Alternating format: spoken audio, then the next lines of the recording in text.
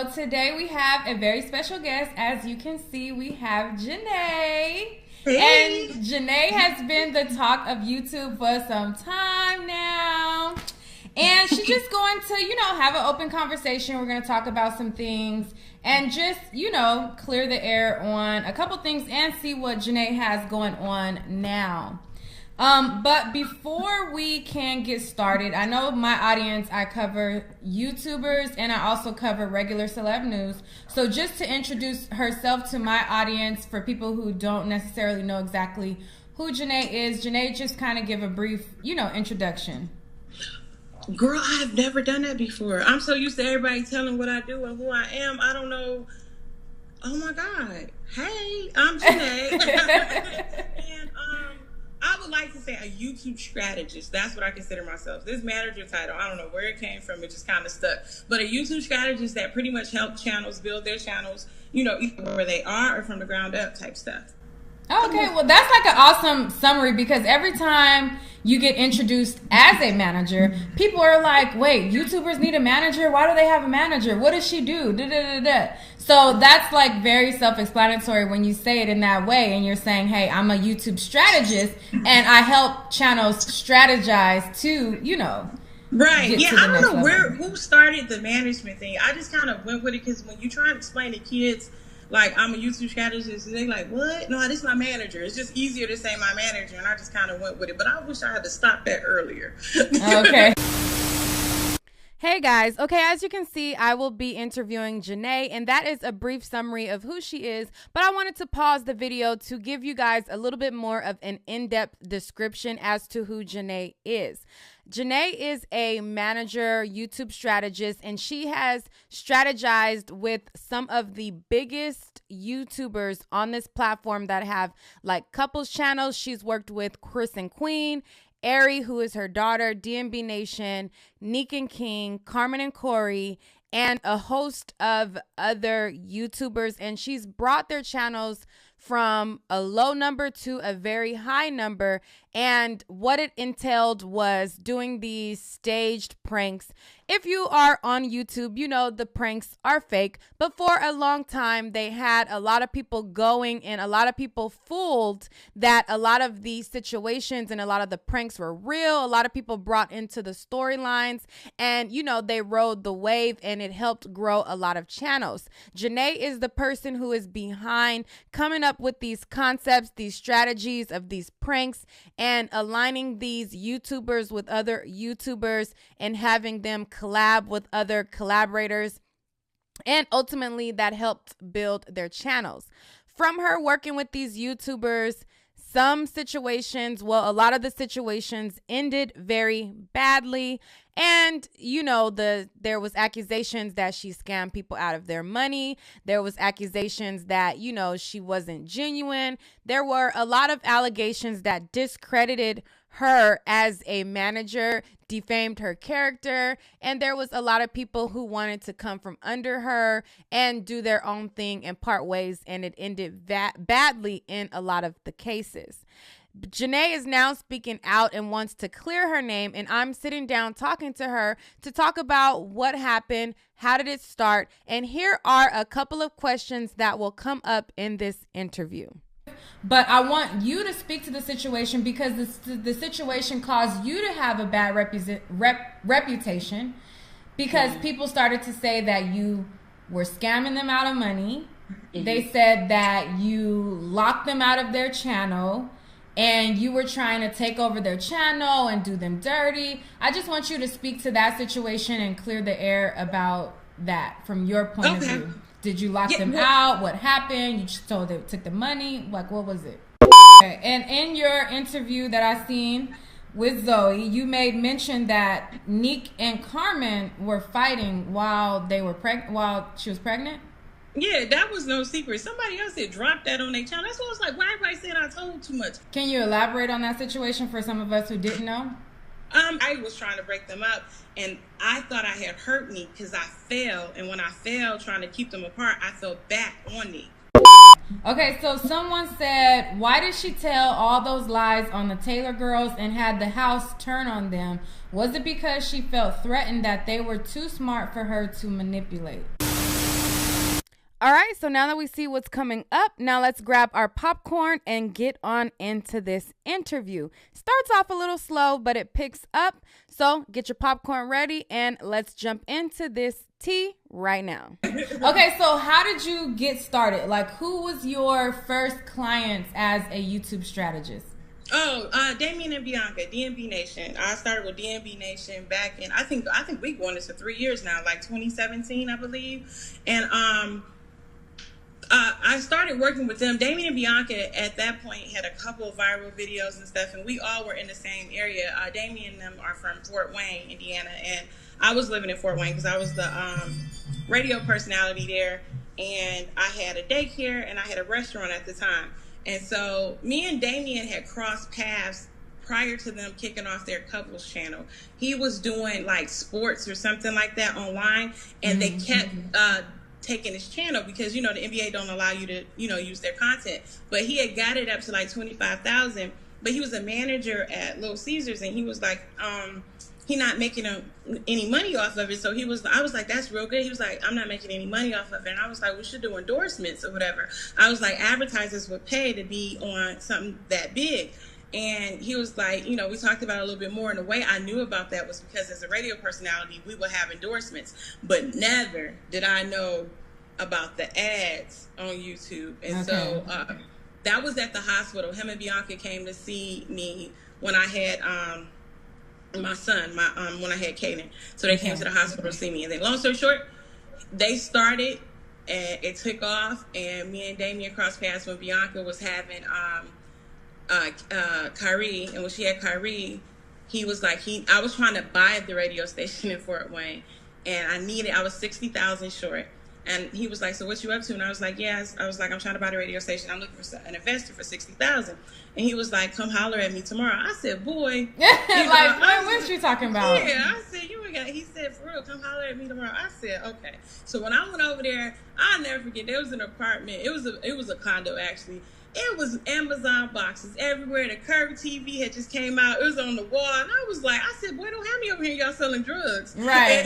Yeah, no scams or nothing going on. Right. And so he was like, no. And then that's how it started. And he was like, he needed somebody to help him with the business side of it. And that's how I got started with it. And then it kind of took a life of its own from there. I know that was a long version of it. No, that was good because I didn't even know the in-depth of all of that. So you started out with Damien and Bianca, and for those of you who watch YouTube, you know that they are a very popular couples channel, and now they have grown into being like a family channel. They started out with reactions and stuff like that, right? Right. Okay. And so through them becoming this couples channel, they did these very elaborate pranks, these elaborate, staged events or whatever. And fast forward, we're just going to gloss over that and fast forward to DMB University, right? Mm-hmm. Okay. So you were a part of DMB University, right? DMB University, one of the reasons why Damien, when he says that I took this large amount of money from him, that is part of where he gets that amount from, is from DMB University. DMB University was the idea I had that I think was too big for where he was mentally at that time. He was so knowledgeable in this area. I felt like, hey, like, why won't you show other people how to win, like you? And he's a real big fan of Eric Thomas. And he was kind of telling me about Eric Thomas. So I'm watching Eric Thomas, and I saw Eric Thomas had a whole school. And I was like, this is what you should do. So we had went through the process of planning it out and that, setting it up so that way he could do it. Long story short, it kind of took a life of its own, and I'm not going to blame Damien. I'm going to blame the company that we bought the system from, because they were so, I guess, greedy, looking at his audience and stuff, and they wanted to make the money instantly, and but that system itself cost $40,000. Okay, so from my knowledge, it was a thing where, and just to break it down to my audience as well, basically DMB University, like you said, you wanted to come together and teach other people how to do YouTube, right? And so It was a university to teach fellow up-and-coming YouTubers how to get to the level of success that Damien and Bianca were, and you were going to use them as kind of the, the face and the proof of concept channel, or whatever. Okay. And then so basically from there, you guys teamed up with a company. And what did the company do exactly? The company is responsible for a lot of major influencers, not in this space, but like your Les Browns, the Grant Cardones. They build their system, where their training system. So if you were to purchase their program, it's an interactive platform where it, like for instance, if you were in a class and you're trying to learn about SEO, the way that the software worked is that it'd be like, hey, Nique, are you ready to, learn how to do SEO? And then I respond, and then it's responsive, interactive like that. Okay. Yeah, it'll be like, all right, Nique, let's go. And then it'll walk you through and be like, no, Nique, that's not how you do, So at that time, 3 years ago, that was crazy. Like even to this day, nobody in the YouTube space is using that. And so only person that has tried that, I think, is Jake Paul. But I was like, it would be a good thing, and especially not trying to make it a racial thing, but especially for us. DMB was winning when I got with them, and I wanted them to share it with Emmett Vaughn, DC Squad, Airy. That was the original first group. That was the very original first group. And so the plan was to build them up. But Damien had a bad experience of people that he had been helping was screwing them over, and he just was like, no, I'm not about to pour into nobody else like that no more, because people don't appreciate it. And I kept pushing. And finally he gave in. So then we tried it, but then they wasn't showing up like they were supposed to. So then that's when you got the other channels that came up. Okay. So how did, so you guys wanted to collaborate, and then you were doing this DMB University, and at some point it failed, right? Or it did not work. And then there was a claim of him saying that you took money from him or something like that, or so the university itself, the reason why it didn't work is because it was never finished filming. Like, I was the one that had cultivated, written out the program, and all Damien and Bianca had to do was to basically show up. Voice it over. Yeah, but the thing of it is, they're hard workers. I can't take that from them. But the problem is that it's the difference in sitting in front of a camera when it's just you and Bianca versus a whole production team telling you go. And so they weren't able to deliver on it. So then it went from them doing it to me recording it. And so I don't know what happened. The reason why Damien didn't follow through, I think maybe he stopped believing in it. I don't know. But whatever reason was, he stopped basically funding it. But the system, because people were signing up for it and everything, right? Because there was like people who signed up, and there was money being put into it. And then you said basically he stopped showing up. So where did he come up with that you had took some type of money from him? That $40,000 for that, and then when we were going out to Vegas, he was paying for flights and stuff. That came up. But jumping forward off of the university thing, now one thing about that before we go to something else is that he did refund all that money back. That was something that really bothered him, that whole scamming thing, because of the fact he was like, I got money, I'm not taking no money from nobody. And that was during the time that everybody was coming at Chris and Queen. So he was like, I don't even want that title. So at that point, he was done with it. So that's when he refunded all the money back. And so, but it was at that point, people were saying it was a scam. So jumping forward, we remember at the beginning, we were doing this DMB family thing. And so I was... You guys had like a reality home where it was a reality house, right? Is that what you're talking about? No, that was like... That was later. Okay. Yeah, the DMB family was DC Squad, Chanel and David, and Emmett Vaughn and Airy. And what the plan was for them to cross collab and do videos and stuff to build up their channels. And so at that time, I had started researching. That's when I had got obsessed with YouTube. I started researching it, and back then you could start an MCN up under another MCN. Like, you were able to get a license from like Full Screen, and then Full Screen wanted to have another division. I can get a license up under them. So we started looking into that, because I was like, it doesn't make sense to sign with a network when we can become the network. And so again, I think this stuff was before, the maturity level hit there. Long story short, a year and a half later, once we did the first house, we had, it was the second house. Once we did the second house, we realized how big everything went. And so now Damien was back into wanting to buy into the MCN, because I was like, at this point, I'm just going to do it on my own. And so that's where that came in. It was him and it was Chris. It was Chris I had propositioned about buying it, and it was Damien because I needed the other half.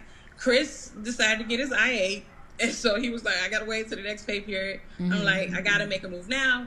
Damien decided to come in, but right before we got to finalize everything, he put the money in so that way we can get the software. And the software, since you do YouTube, in order to run a successful MCN, you have to have a CMS system, the content ID. You have to have a content ID in order for you to be able to make. I know people who are looking at this who don't do YouTube are kind of confused, but I'm gonna just try to.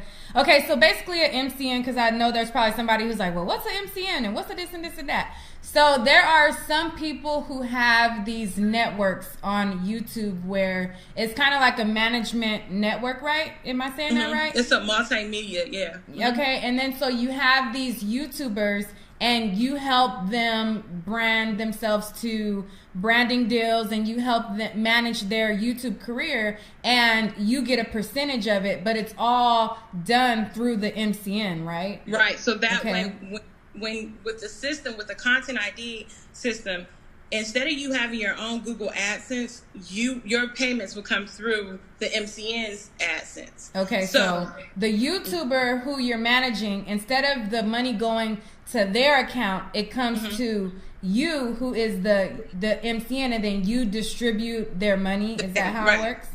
Right, but you have to have the software.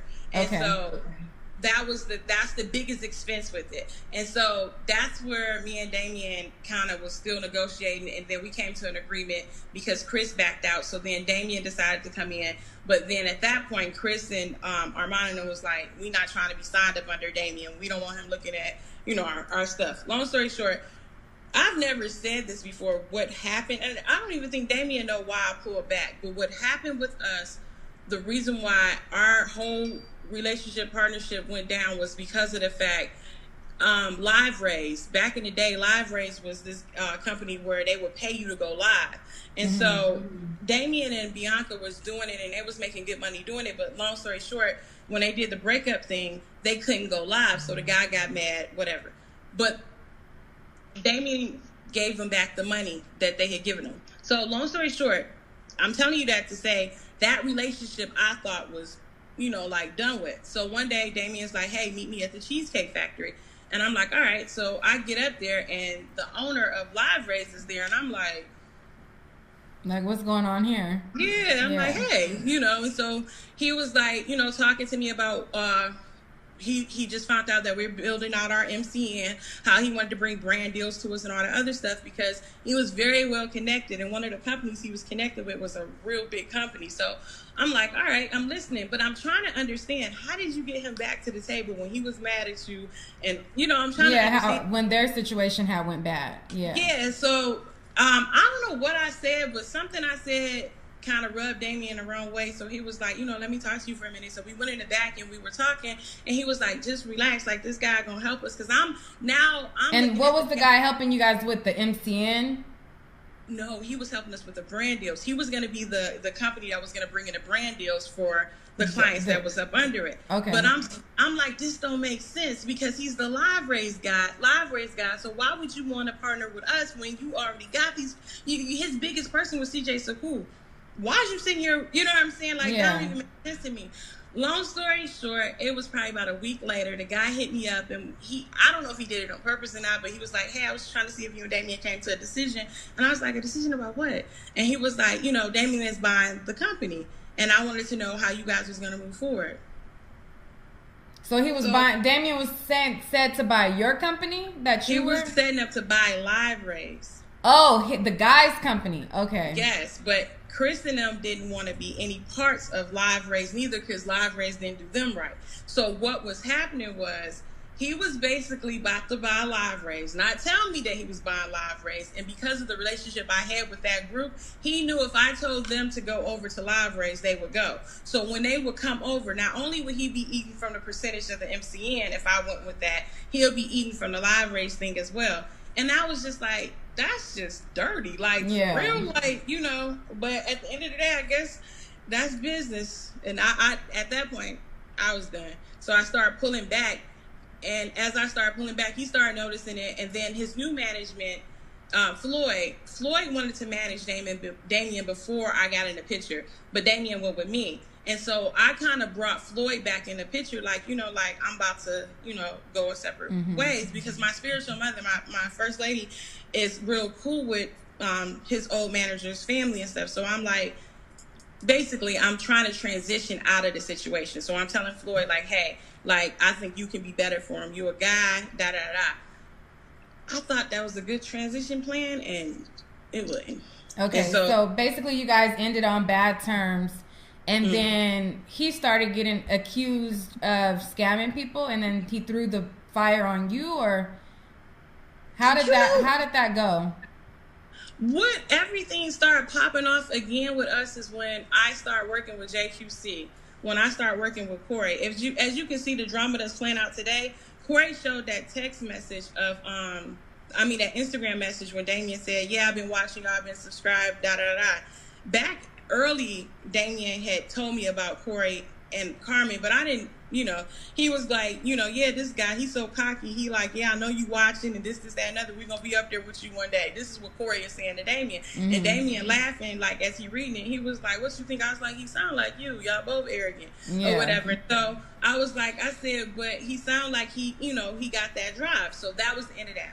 So now me and Damien not working together. So now Corey comes in with Nique and King. The connection with JQC and me, King was with Funny Mike at the house when I was working with Armand and them. So King somehow got my number from somebody, called me, and we started working. We worked that weekend. Everybody's number shot up. And so they was like, you know, would you work with us? And I'm just like, no. I'm like, that last group in the end, right? No. Just take this. Going about your business, because Ari was scheduled to go move with Queen to New York, or I think they was getting an apartment in Houston, or was it New York? New York. So they were supposed to be moving to go to New York, and so long story short, I asked Ari. I said, once I decided I was gonna run with JQT, I asked Ari, this is where the 30 days came from. I said, give me 30 days. If it don't work, then you go up there with her. And then as we started working, it just started taking a life of its own. But bringing it back to what your question was, when Damien saw that the numbers was running, because Corey didn't want to mess with me either, and I didn't want to mess with him. He came to see Damien and Bianca, but they went out of town on him. And so that was a whole nother issue. So now I'm working with this group, and I got Corey constantly talking to Damien. And, you know, and so everything we're doing is going back to Damien. So Damien felt some kind of way. Damien felt like I took Corey and them from him because he was the first one that found him.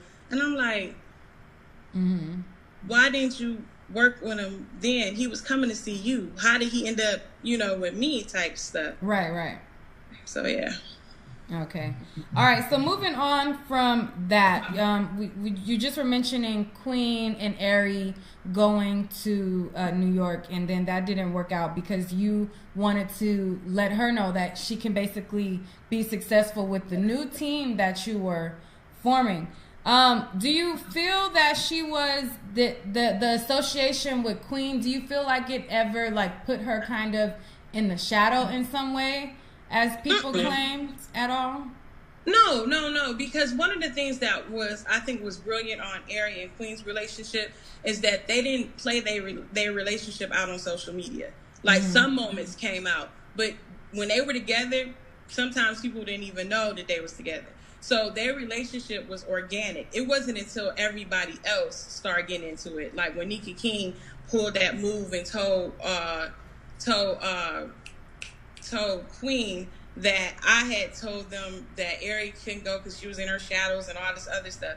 That's when Ari and Queen's relationship started to fizzle out. Yeah, because I kept seeing a lot of comments about her supposedly in her shadow and things like that, and I was just kind of wondering. It's common sense, because first of all, Ari and Queen are in two different spaces. First of all, even the type of music, like Queen is a singer, like she has always wanted to be a singer. Ari has always played around with singing. This was not on her list, like, oh yeah, I want to be Beyonce type. It was the Beyonce thing for a minute was when she was little, but it was never like, oh, I want to be a singer type thing or whatever. That was Queen's dream. That's what she wanted. And so it would be foolish of me to just start playing basketball to be looking at Jordan like, oh, I'm always in his shadow. No, Jordan is Jordan. Queen is Queen. Like in her lane, she wins in her lane. Like, and then you got to understand black female ain't jealous of the other one. Everybody, right. A lot of people try to pin them against each other for sure, and try to make Ari out to be the jealous one. But I think most of that was just colorism. A lot of people feel like, you know, if the girl is light skinned and the other girl is dark skinned, they feel like, oh, the dark skinned girl got to be jealous of the light skinned, because society has this Willie Lynch syndrome where they make dark skinned people out to be some type of lesser than, which is false. And just because a person is light skinned, the other one dark skinned, you know, don't mean that one is better than the other. But society will put those labels, or, you know, put that narrative out there, and people buy into it. So, you know, I never looked at it as though she would be jealous of her, because I don't feel like even if Queen could sing, I don't see what she has to be jealous of. She's her own individual as well. But I'm gonna move off of that, and then I'm gonna just go touch on, because I'm just kind of just breezing through some of these situations, just getting your input. I don't want to hold you up too long. No, you're okay.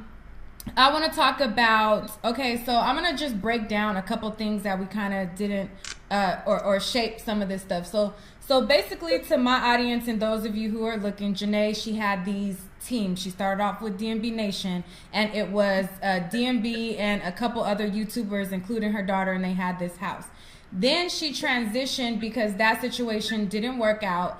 Then she got another team of young YouTubers that worked and collaborated together, and that was Ari, Nique and King, Carmen and Corey. Am I correct? Mm-hmm. And am I missing somebody out? It's the Chris and Trey. Okay.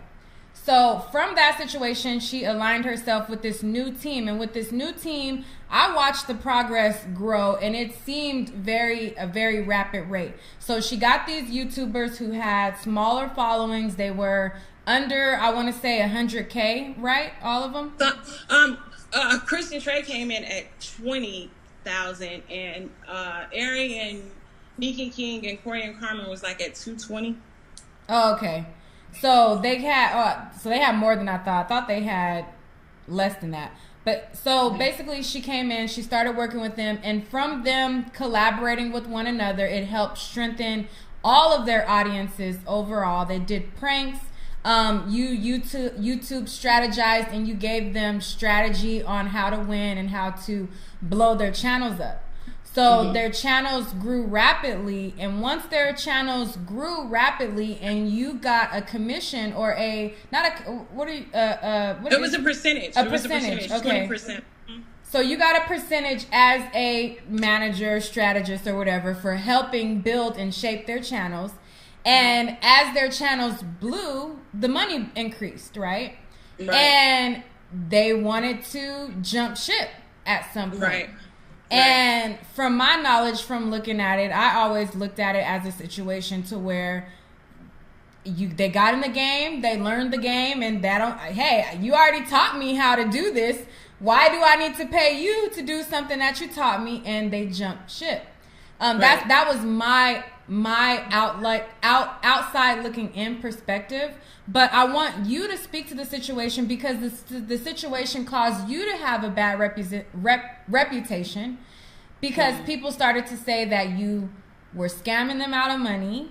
They said that you locked them out of their channel, and you were trying to take over their channel and do them dirty. I just want you to speak to that situation and clear the air about that from your point of view. Did you lock them out? What happened? You just told they took the money? Like, what was it?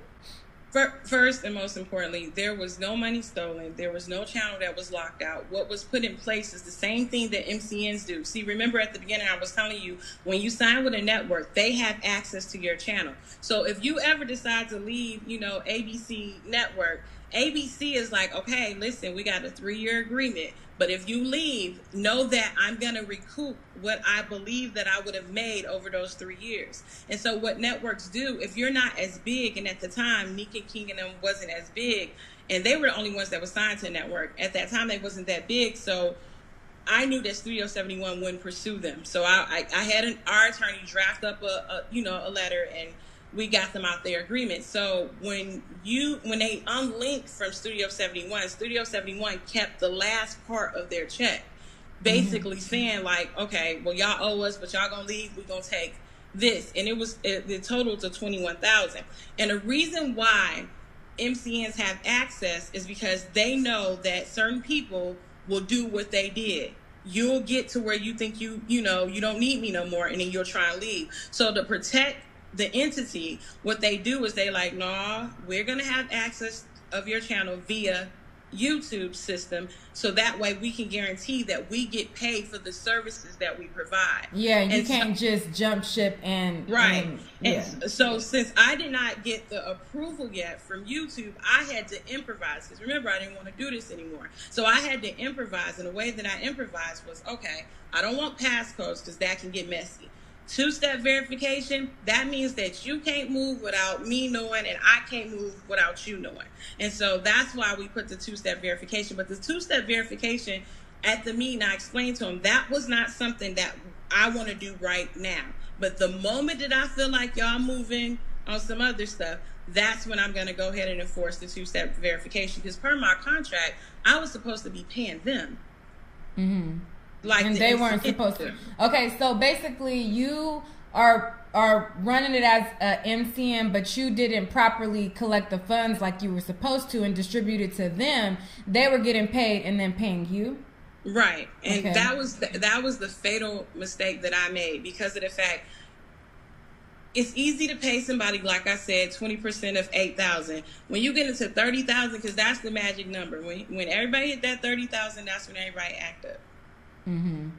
Okay, so basically you're saying that you didn't lock them out, and so what was it that they were talking about they couldn't get into their channel? You implemented the two-step verification as a warning, or what was that? No, the two-step verification had been on for a good 4 or 5 months because of a prior situation that happened with Corey and Carmen, and after that happened with Corey and Carmen, Nique and King did something. I don't know how it got to Nique and King, but it got to the point everybody had two-step verification. Even Ariana had two-step verification on her stuff, because I didn't want people to be like, oh, well, you got it on ours and not hers. I tried my best with this group to not make the same mistake that I made with the last group. The first group, because people keep thinking it was only 2 groups, it was 4. Mm-hmm. It was 4. We did 4 houses, 4 reality houses. It was 4 groups. The first group was Kristen Queen, Damian Bianca, and Flight, and Eric. That was a whole different group. That group was the ones that had my heart. Those were the ones that that really can say she acted like a mother to me when they be saying that, because that really was the relationship with that first group. When JQC started saying that I was, acting like a mom and all that other stuff, it was nowhere near the love that you gave to the first group. Yeah, that first group was my heart. That first group, that was my heart. JQC, I loved them at a different type of way, but I was way more guarded with them, than I was with the first group. And so, girl, I forgot what the question was. We were talking about Nique and King and you locking them out of the two-step verification, and then you were basically saying how you had implemented it, and then you went on to say, how they started making comments of you being a mother figure. Oh, okay. Well, with the situation with the two-step verification, it was just to protect me and to make sure that because I put in a lot of work with this group. Now, the first group, it was kind of like, they was already popping. I just put together some more solid things to make it go. And, I was hands-on, but not as hands-on as I was with these last 3. And so this time I wanted to make sure I got what I was entitled, to or whatever. And so that's what two-step verification. But ain't nobody locked them kids out there. They are not kids. Ain't nobody locked them grown Negroes out their account. Ain't nobody took nothing from them. And so when King did his little Instagram thing yesterday coming at Corey, because Corey had finally said, she's nothing like what they said. And, Corey says some reckless stuff. And he, but that's the reason why, if you remember when all that stuff popped off, how they was like, she came to the house and all that other stuff, because I knew what move was being made because of the fact, if you have Carmen and Corey, they're the biggest channel. So if you get them, you can get everybody else to follow, because people follow vanity. They don't follow logic. They follow numbers. And so that's what that's what the play that Nique and King made. And Nique and King in their video, they were saying that I said, oh, well, their channel was going to fail and this is that and other. No, what I did tell them is that because their channel was built around people, it will not survive unless they keep it going. And I was right, because that's what they're doing now. Yeah. Okay. And so as a result of that situation, they did not want to pay you what was owed, if I'm not mistaken. And you told them that you'd take them to court. Okay. And so what happened with the whole court lawsuit where you paid your money? How did that situation resolve itself? So that situation is still in the works. Like Nique and King and Ken and Dre and Nique and King, Ken and Dre, the other one, I'm not going to say that name, but the other one and 3 other people, they think that it's a rap because they basically, when they were served, because they moved. And so when they moved, I sent everything to Corey's house. So Corey just signed for his and Carmen's. But since they didn't sign for theirs, it was like, basically they couldn't be served. So at that point, I was willing to settle. But because they didn't sign that, I had to take it to a federal court because of the amount. So they haven't seen, Are you able to say the amount that you are suing them for? No? Okay. Not yet. Okay, so it's still an ongoing thing. I thought that it was dropped or something. No, everybody kept saying that. Now, what I thought that's what you said. I thought she was like, I dropped it and I wasn't pursuing it no more. No. And then when I did the interview with Zoe, I was saying that, my grudge and my attitude towards them, like, I didn't have that no more because of the fact it was like, when I saw the baby, when I saw them, it was just like, dang, I did love these big-headed kids. Like, you know what I'm saying? And so it was like, instantly, it was like, it's like when family fall out and y'all get together at the reunion, it's like, I still don't mess with you, but why you do this? And then when you start talking, it's like, why, like, dang, that's what we fell out about type situation. But then we still had to handle business. And one thing I will have to say about Corey is that he's not dodging that he owes me. What we're going back and forth about is how much. Okay. And he's apologizing everything. Now, Corey's and Carmen's situation, I will say their situation is handled. Okay. We came to, we good. So everybody, you guys came to a mutual agreement as to what is owed, but you still are seeking money from Nique and King. Oh, baby. Okay. Yeah. And not only them, everybody else. So I hope everybody enjoying their lifestyles. But yes, ma'am. Because that move was unnecessary. Even if you wanted to go and you was willing to breach the contract, do that. But that video and the way y'all went about it, no, that's the only group I know for a fact. It will never be let's sit down, let's kick it, let's talk. Okay. And in your interview that I seen with Zoe, you made mention that Nique and Carmen were fighting while she was pregnant. Yeah, that was no secret. Somebody else had dropped that on their channel. That's what I was like, why everybody said I told too much? Everybody else had already known that situation. So I'm like, can you elaborate on that situation for some of us who didn't know? It was a meeting. We had these family meetings, and I don't know what this family meeting was about, but during this family meeting or whatever, it was always something with Carmen and Corey and Nique and King. It was always some type of issue with them. They had tension. Yes, serious tension. So, I don't know what happened at this particular meeting, but somehow it was King and Corey who were arguing. And King kind of just stopped talking or whatever. He was just sitting over there, and you could tell he was mad. And Corey was saying stuff a little bit back and forth. And next thing you know, Nique started getting vocal with Corey. She was just real disrespectful, calling them names and stuff or whatever. Corey, like, I ain't about to argue with you, because you're a girl type stuff. Yeah. I don't know what she said, but she said something, and Carmen was just at her. And then Nique got up, and that's when it went, because I was trying to break them up, and I thought I had hurt Nique because I fell, and when I fell trying to keep them apart, I fell back on Nique. So, yeah, that was one time. Also, it happened multiple times that they got into was this like a physical go blow for blow type of fight? Yeah, somebody connected, but it wasn't like they was able to, because everybody was they was pregnant. Everybody was trying to it wasn't something that they could really Yeah, do because when nobody gonna let them really fight. But I know somebody said this in a video. I don't know who it was about the lamp being thrown because it was Joelle and Lauren that their baby was in the car seat sitting like at that angle, I guess. And so when I think Carmen threw the lamp to hit Nique. And so when she threw the lamp, it went that direction. And so that's when Joelle started yelling like, hey, y'all had to calm down. Like, y'all almost hit my baby. But he, riled up. So now I'm trying to calm him down. King then took Nique and all this other stuff. And so when King took Nique, now everybody kind of leaving. And Nique is still kind of hyped. Like, I remember her words, why don't you give my end his one? I was like, what does that mean? I don't even know what that means. Does that mean like his one-on-one? Like his one-on-one phase? But I was like, what? She said, give my end his one. Why you gonna give us? And I was like, what? And then all of a sudden, her and King was in the hallway. Ari was on the far end.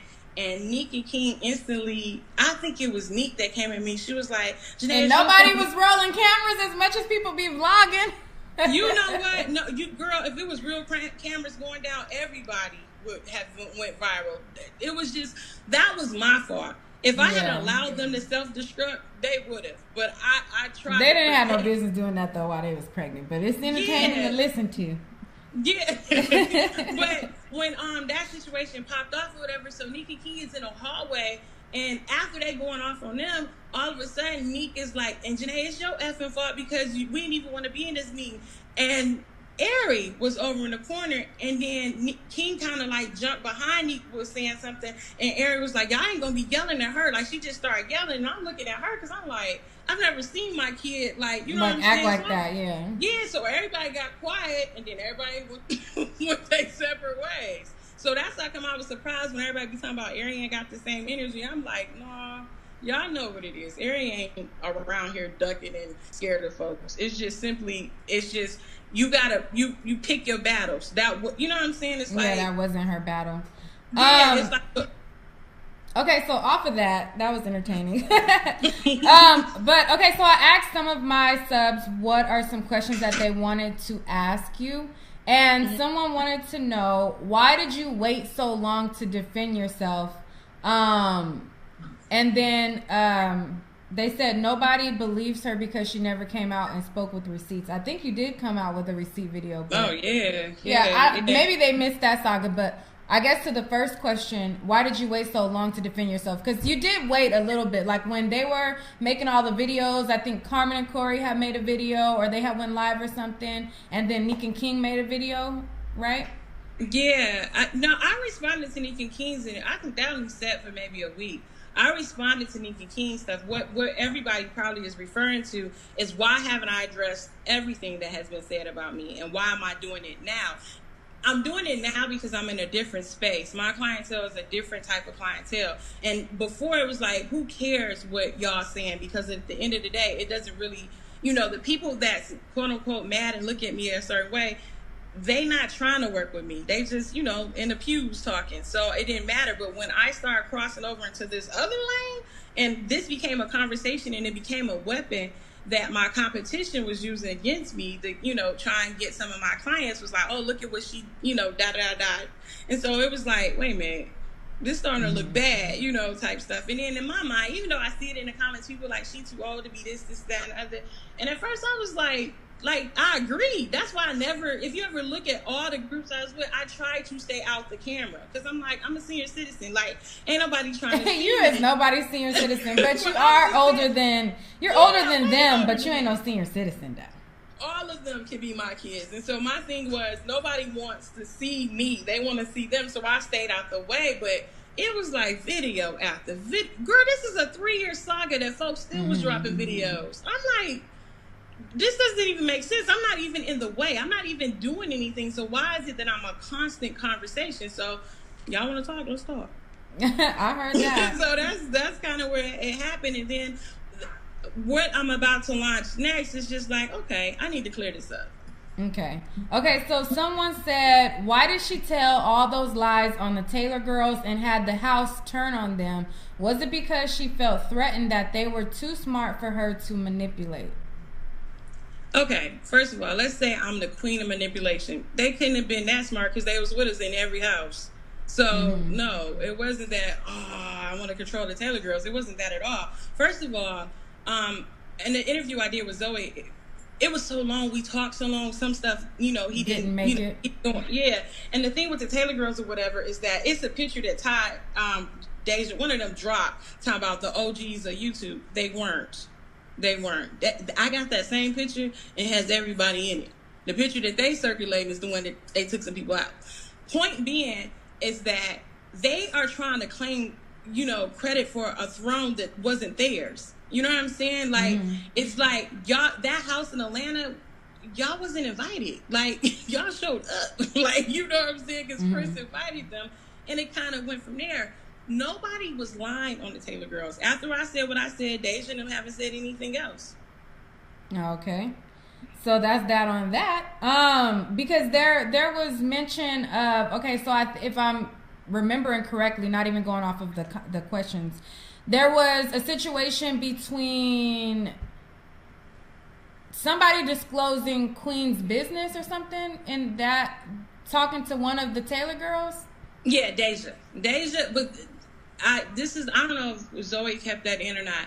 Deja was not, in my opinion, Deja wasn't gossiping like, yeah, Queen, da. I feel like Deja felt like she could trust me because she was in a car with me and Jazz, Perfect Laughs. And so she was just venting. We were coming back from my hotel room, and she was just venting about what was going on and how she felt about stuff that Queen had told her. So that's how that conversation went. Now, if Deja was talking to other people, I don't know. So when we got back to the house or whatever, I think a day or two later, something had happened with them, with the group in the house. I think it was Armand, it was Trey in that situation with them. So when that happened, that's when everybody started telling how they felt about the Taylor girls. And so that situation came up, and Jazz made mention like, yeah, they do be talking or something.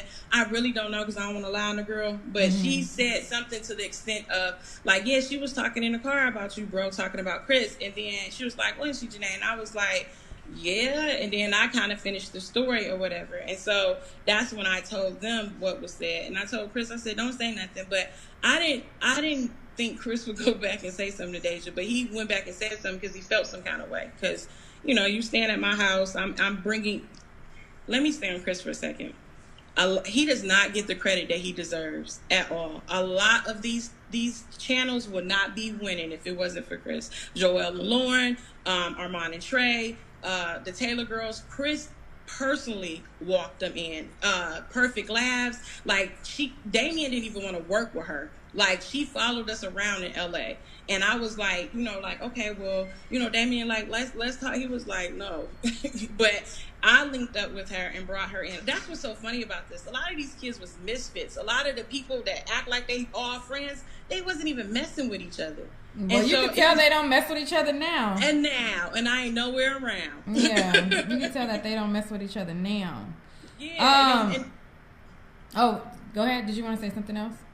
No, just be venting. But no, that whole situation, I just feel like, Chris don't get a lot of accolades. Like, a lot of people, would not be winning if it wasn't, for him. Even that Chris and Queen brand, like, Queen is talented in what she does, but that wouldn't have been able to be as quickly done if that platform wasn't as big. When she gets interviewed all the time, they refer back to her YouTube.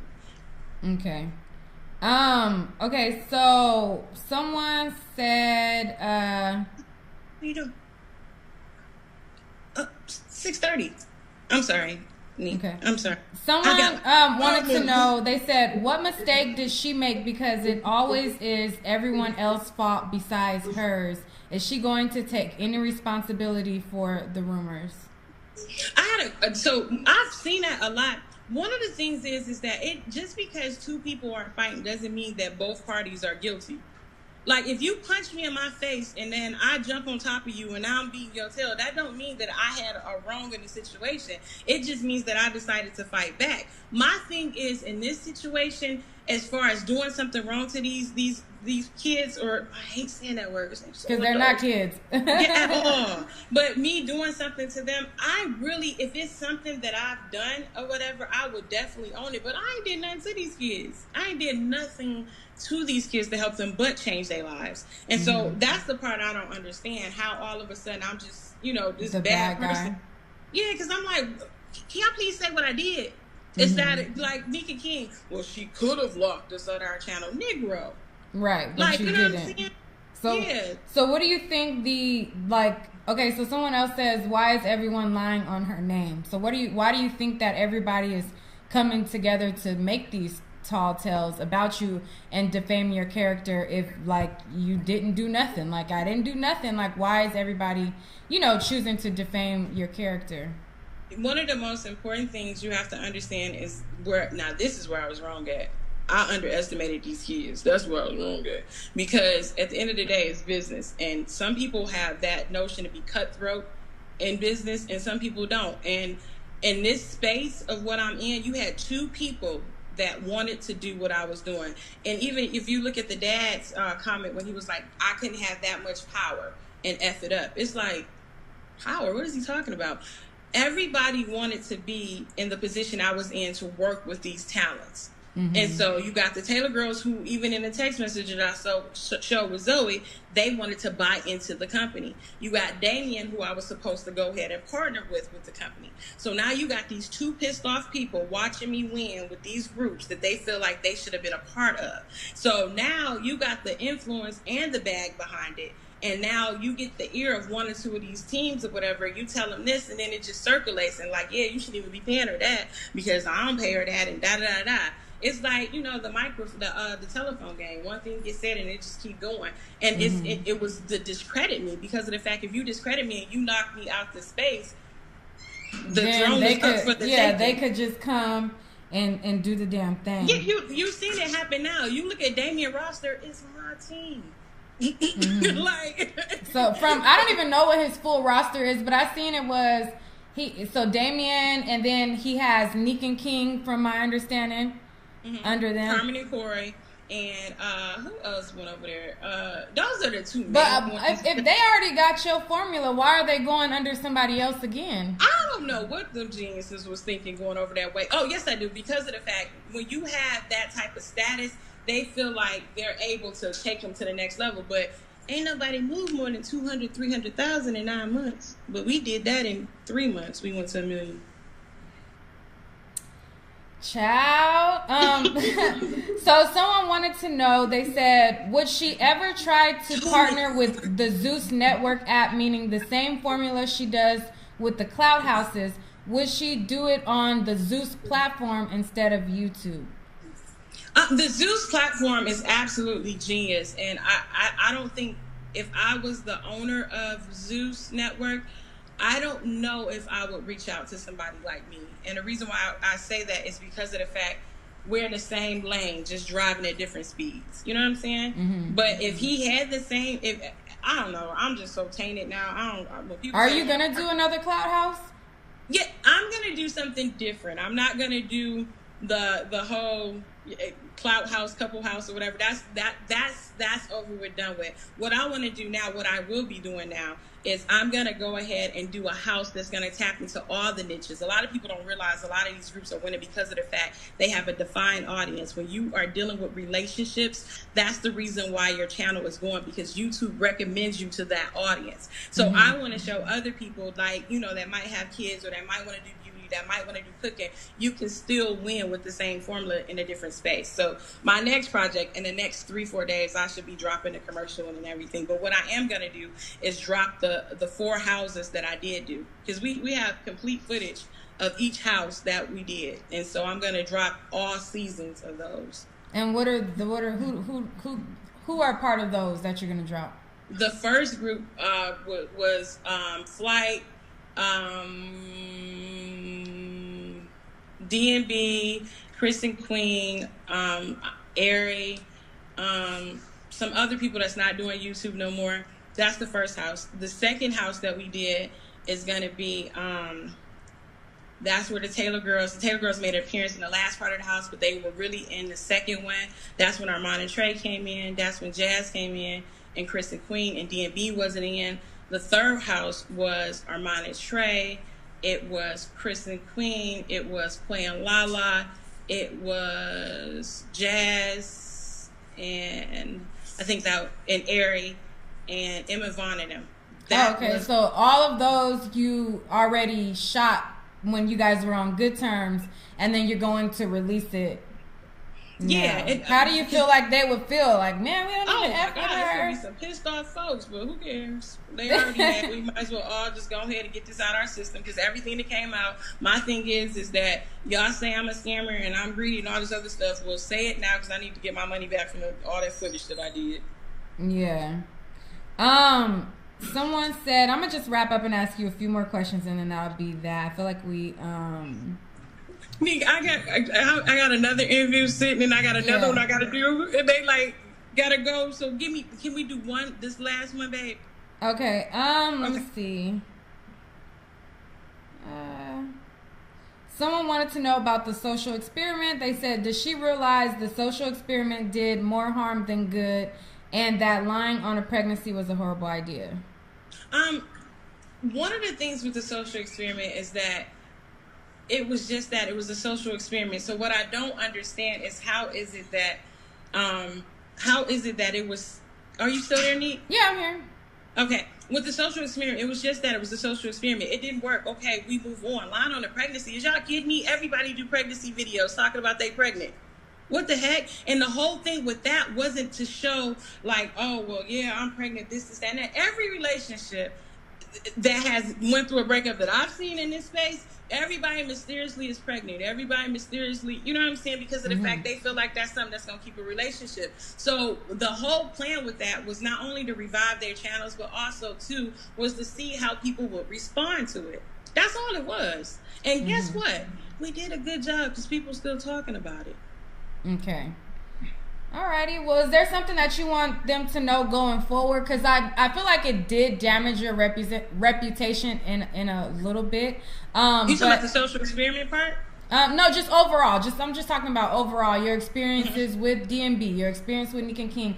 Is there something that you want to say just in summary to, speak to the audience as to your character and just let people know, what it is? Well, one of the most important things is just stick around for the Janay experience, because where I failed at, I didn't allow people to get to know me. Me hide behind the camera and everything wasn't smart, because maybe if I had made myself more available and allowed people to see who I am and see me really interacting with these adults, maybe things would have been a little bit better. So my thing is that most importantly, stick around to see what I'm going to do next. And then the other thing, look at the evidence. Okay. Look at the evidence. Forget what's being said, because I don't see nobody starving. I don't see nobody in the same position they was in when they started with me that's worse off. Right. Well, and everybody, if you go back, look at how they was when they started, nobody was winning like that except for DMB. Right.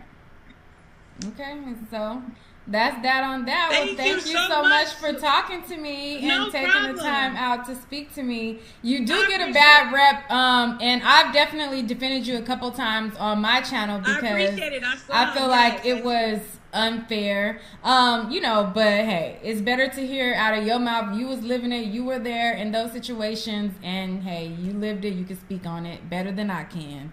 I appreciate you so much, and keep doing what you do, and go ahead and get it going with the baby. Okay.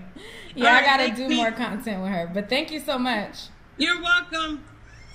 All right, bye.